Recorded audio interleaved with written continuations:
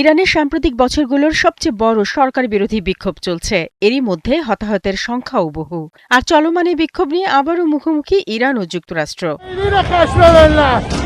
বিক্ষোভকারীদের বিরুদ্ধে বল প্রয়োগ না করতে ইরানের শাসকদের সতর্ক করেছেন মার্কিন প্রেসিডেন্ট ডোনাল্ড ট্রাম্প।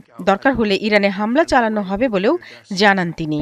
অন্যদিকে ইরান বলছে হামলা চালালে পাল্টা হামলা হবে যুক্তরাষ্ট্রে। আসলে যুক্তরাষ্ট্র ও ইরান এই দুই দেশের মধ্যে বৈরিভাব চলছে যুগ যুগ ধরে।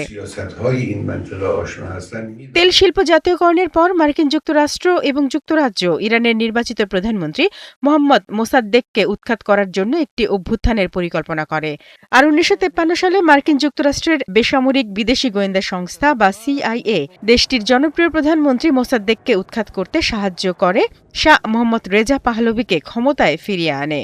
এরপর ১৯৬৮ সালে রেজা পাহলভির নেতৃত্বে ইরান পারমাণবিক অস্ত্র বিস্তার রোধ চুক্তিতে স্বাক্ষর করে, যা পারমাণবিক অস্ত্র অর্জন না করার প্রতিশ্রুতির বিনিময়ে বেসামরিক পারমাণবিক কর্মসূচির অনুমতি দেয়।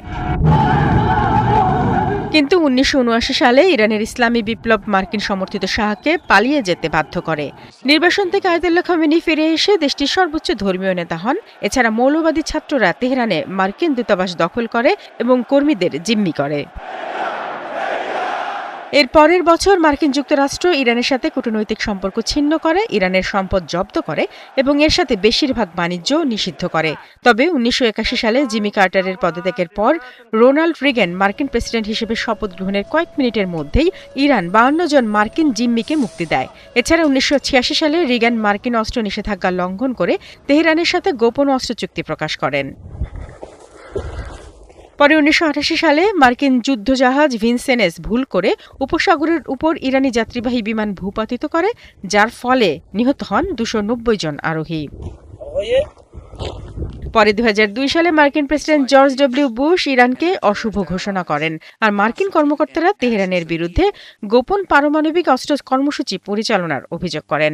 ২০০৯ সালে ব্রিটেন, ফ্রান্স এবং মার্কিন যুক্তরাষ্ট্র ঘোষণা করে যে ইরান ফোর্দোতে একটি গোপন ইউরেনিয়াম সমৃদ্ধকরণ কেন্দ্র তৈরি করছে। কিন্তু ২০১৩ সালে বিশ্বের সাথে ইরানের সম্পর্ক ভালো হয়। এছাড়া দেশটির রাষ্ট্রপতি নির্বাচিত হন হাসান রুহানি।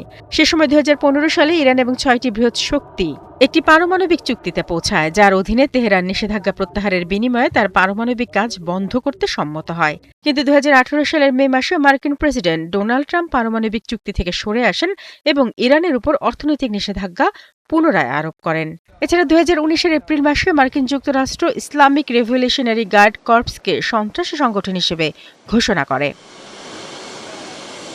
আর ২০২০ সালে বাগদাদে মার্কিন বিমান হামলায় মধ্যপ্রাচ্যে ইরানের সামরিক প্রভাবের স্থপতি বিশেষ বাহিনীর কমান্ডার কাসেম সুলাইমানি নিহত হওয়ার পর ইরান কঠোর প্রতিশোধের হুমকি দেয়। পরে ২০২৫ সালে ইসরায়েলি প্রধানমন্ত্রী বেনিয়ামিন নেতানিয়াহুর সাথে তার বৈঠকের আগে ট্রাম্প তার প্রথম মেয়াদ জুড়ে প্রচলিত ইরানের উপর ওয়াশিংটনের কঠোর নীতি পুনর্বহাল করে প্রেসিডেন্টের স্মারকলিপিতে স্বাক্ষর করেন। এরপর জুনে ইসরায়েল ও ইরান ১২ দিনের এক যুদ্ধে জড়িয়ে পড়লে ইসরায়েলের হয়ে ইরানের পারমাণবিক স্থাপনাগুলোতে হামলা চালায় যুক্তরাষ্ট্র। শারমিন স্বপ্না, ৭১।